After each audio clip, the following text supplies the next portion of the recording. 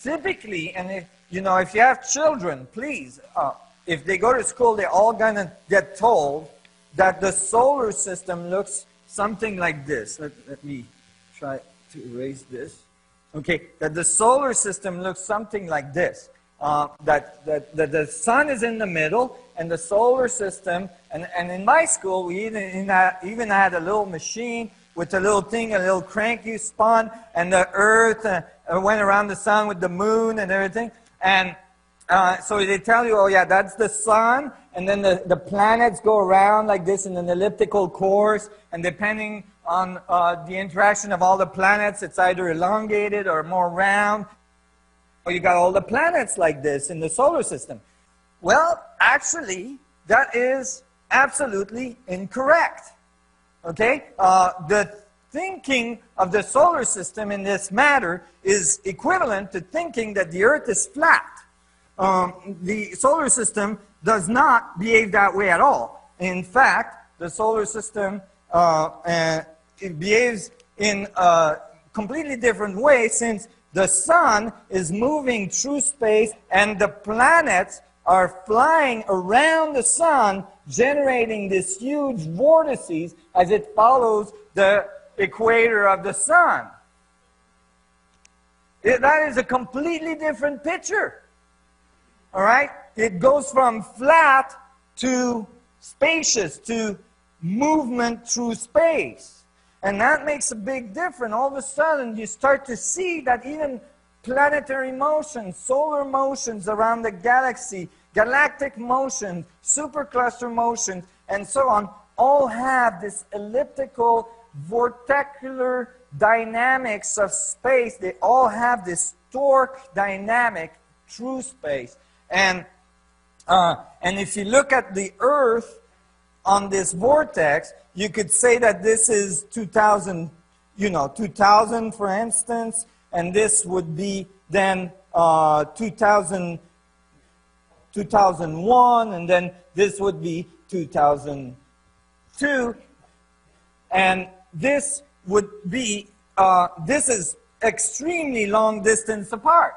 Millions and millions and millions and millions of miles apart.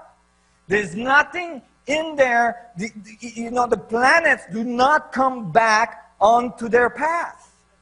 They don't. If they did, we most likely would have the same set of information over and over and over, like a broken record. Okay? And we'd probably get real bored. It would be like Groundhog Year, Let's go back to the analogy of Einstein's field equation of the trampoline curving to generate gravity. So basically Einstein said gravity is the result of space-time curving like the surface of a trampoline.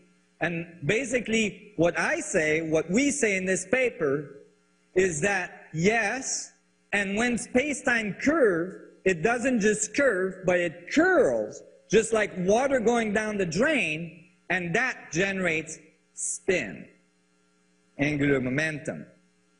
And that's the source of the spin of all things. And that is an appropriate way to actually describe physics of angular momentum in the universe. So when we add torque to space-time, the solution gives us a very different picture than a perfect sphere. It generates a torus structure, okay? Which is a sphere with two holes in the middle at the north and south pole.